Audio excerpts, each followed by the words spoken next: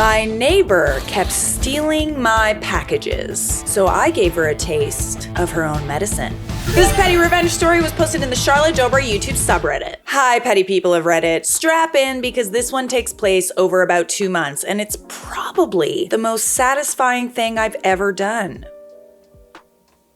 Do tell. So I, 29 female, live in a mid-sized apartment complex where each unit has a shared hallway. Not the kind with locked mail rooms or package lockers, just a small lobby and mailboxes in the hallway, and delivery drivers usually drop packages off at your front door. For the past year, I've had no issues. But about 4 months ago, a new neighbor moved into the unit directly across from me. She's maybe mid-30s, high heels all the time, always on speakerphone in the hallway, and just generally gives off entitled vibes. Let's call her Cassie. That is crazy that there isn't a better system. I guess if you don't have someone at the front of the building, like a security guard or something. I'm sure there's lots of buildings like that. Unless there's cameras, I feel like that's ripe for package thieves. Perfect environment. I would be setting up a Nest Cam so quick. About a month after she moved in, I started noticing something weird. Packages would show as delivered in my tracking, but they wouldn't be there when I got home. Nothing expensive at first. A book, a few skincare things, a dog toy. I figured maybe porch pirates were sneaking into the building. It happens. I started sending more expensive things to my work instead. But then one day, I worked from home and actually heard the delivery guy drop something off. I got the delivered notification, waited 5 minutes, and opened the door. Nothing.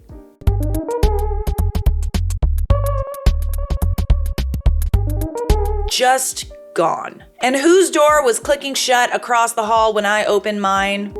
Cassie's. Swiper, no swiping! Swiper, no swiping! So I decided to test it. I ordered a cheap pair of earrings from Amazon, $6. I set up a motion-activated camera peephole, super discreet, and waited. 2 days later, the package arrived, and less than 2 minutes after it hit the floor, Cassie opened her door, looked around, and snatched it. Attenzione pickpocket! Attenzione borseggiatrici! Ooh. Caught in 4K. I kind of wish you included the video on. No, we're not gonna put real faces or real names.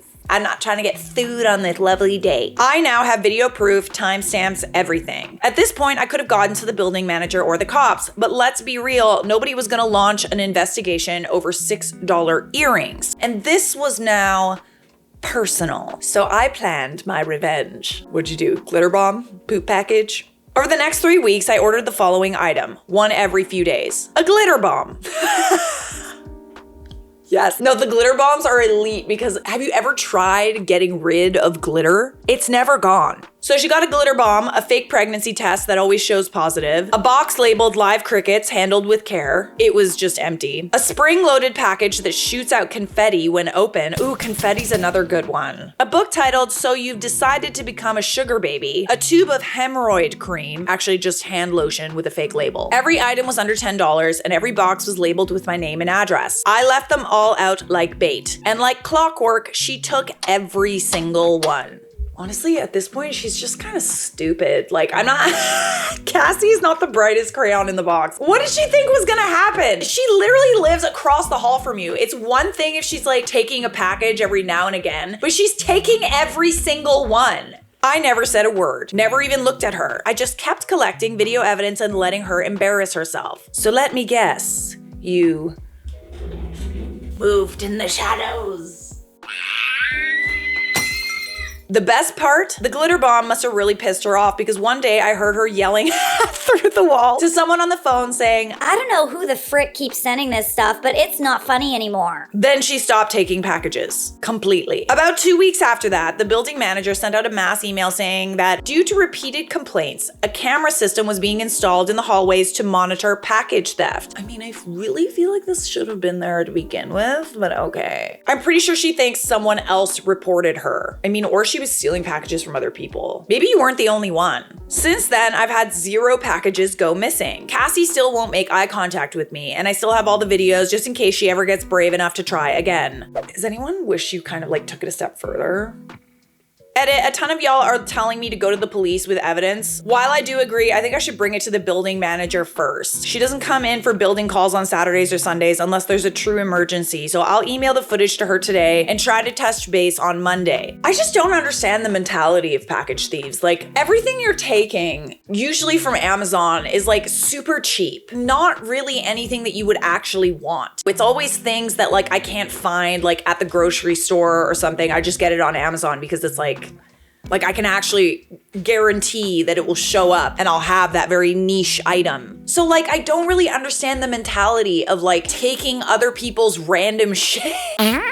Do you just hope that one day it's something actually nice? Like one time we had package thieves that took like 5 packages off our front step. And like the stuff that they took was like a piece of like wood that I was gonna install as like a floating shelf, like period underwear. Just like really and it was a guy that took it too. It was just like really, really random stuff. I looked at him on my Nest camera as well. It was at like 5 in the morning. He had been scoping out the place, right? So he had a mask on and he brought big bags so that he could carry everything. And I'm like, do you even know like what you're taking? Cause it's not that great. But it is massively inconvenient for the people that ordered it. I honestly wish that you took it a step further. Like if you don't want to go to the police, like something a little more inconvenient. Is there like a poop bomb somewhere where it just sprays poop everywhere? Maybe you can make one. I genuinely think that like she got off really easy. And like, although she can't take packages anymore, it's satisfying what you did, but it's also would be more satisfying if she had repercussions. We got some more petty neighbor drama for you. Don't go away yet. And you're watching Disney Channel.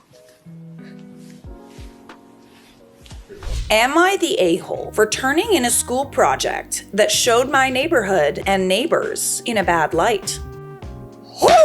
I'm a high school student in a Spanish class, and we had an assignment to make a video tour of a place. It had to be in Spanish and had to be conversational, like you were showing a friend around. I decided to walk around my street and make a tour of that because my family wasn't going anywhere else. So I filmed a neighbor's house. When I walked by, they were having a screaming fight. As usual. Here are the neighbors. They are very angry. They like to yell in the morning, afternoon, and night. Oh no. How did they even find out about you doing this? Like, this is silly. The next neighbor's house, Joe and Tammy live here. They are very nice and have 3 dogs. Someone drives by and cat calls me profanely. As a joke, I yell back, "Estúpido perro." I don't know if I'm saying that correctly, which means stupid dog. Then he slammed his brakes and yelled something racist before speeding off. I said to the camera, "This man is very stupid. He's a man but acts like a dog." I also introduced 10 other mundane things like flowers, a bird, etc. I cut out the long speeches of me walking, but I left everything else. My teacher had a rubric of the types of descriptions and numbers of things you needed, and taking any out would lose me points. It was too dark to film more. The second part of the assignment was to upload the video on the school website and post comments back and forth responding to several of your classmates' videos. Oh, I see. Okay, so it went a little public. I see. I thought we just like submitted it, but no, we're posting it. But like still, I'm just like, your actions have consequences. if you don't want people to talk about you negatively, don't do anything that warrants that. Act more like an adult. Like, just be normal. One of my friends from class recognized the racist guy as someone who volunteers with the middle school soccer team. So she texted me and said, "Haha, should I say something?" And I said, sure. So she posted in Spanish, "In the car, Mr. Jones, who coaches the children. I learned from your video that he hates women and is racist." I replied to say, "Does he teach the girls or the boys?" And she replied back, "Both." I replied, "That is terrible." Oh no. A guy in my class made a comment like, "That man yelling at his family is a police officer. He's always a very angry man." I replied back to say, "That is scary." Oh goodness. The next day at school, my teacher wanted to talk to me alone. She told me my video was inappropriate and I shouldn't have filmed the neighbors or the coach. Oh. To some degree, I can feel like maybe you shouldn't be filming people without their permission.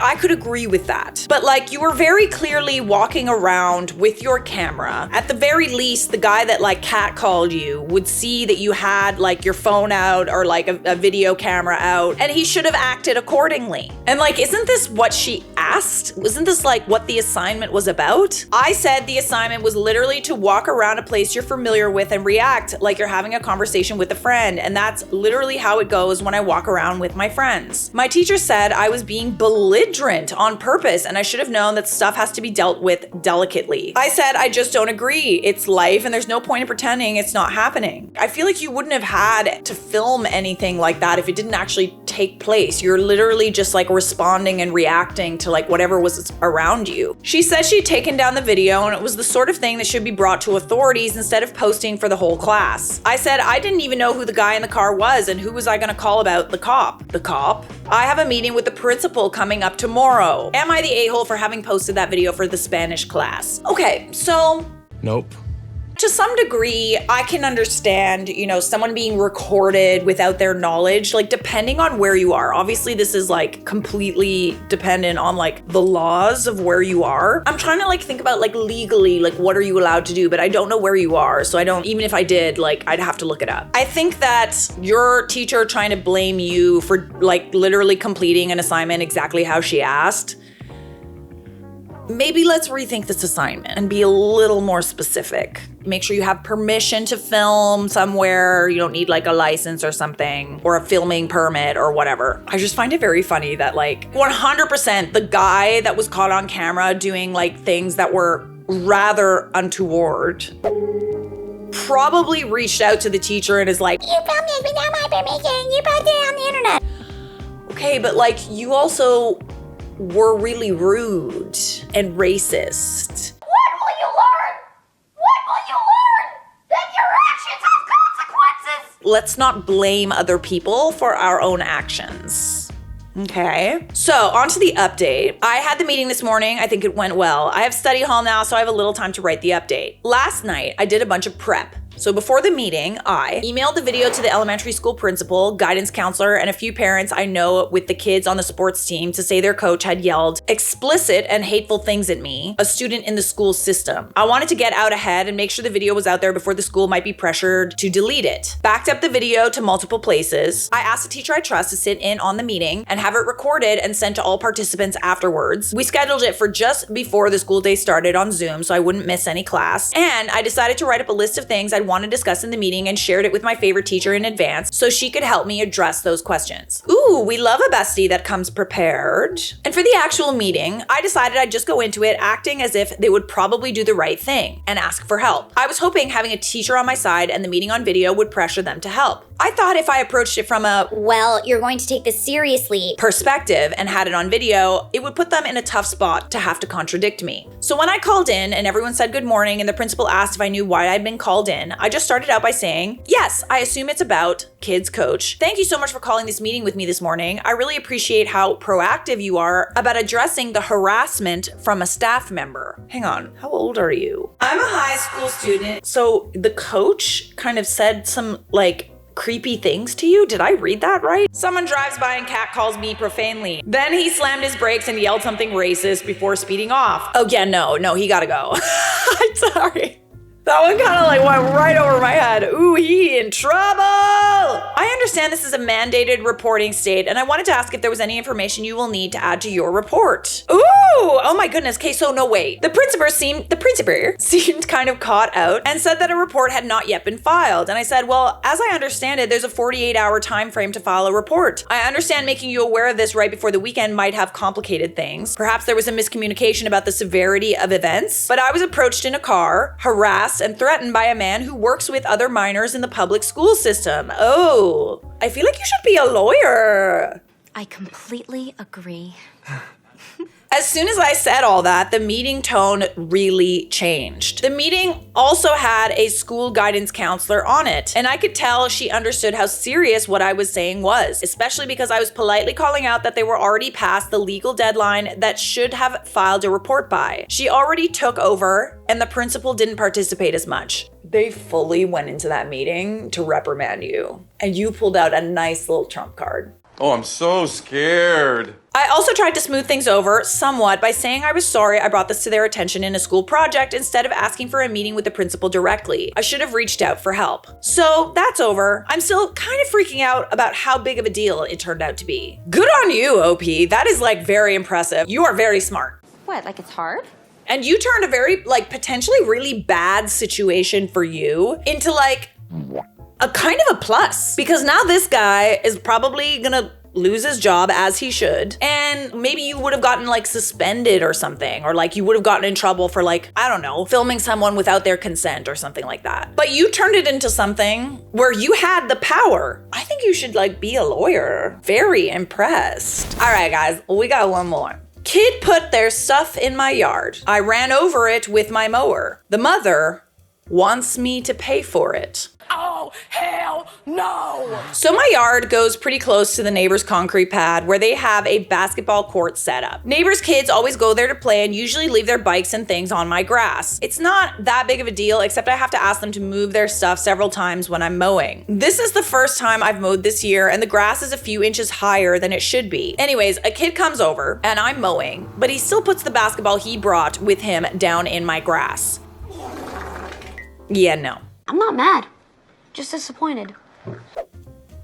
I get to the basketball and just decide I can nudge it with the front of the mower out of the way. I made eye contact with the kid several times, waiting for him to move it before I got there, and he never did, so I figured, whatever, it'll roll. Well, I bump it with my mower over to a section of mower grass, and I continue forward past where it was. There was a loud clunking and cracking, like I'd just run over a rock. The rock turned out to be his iPhone.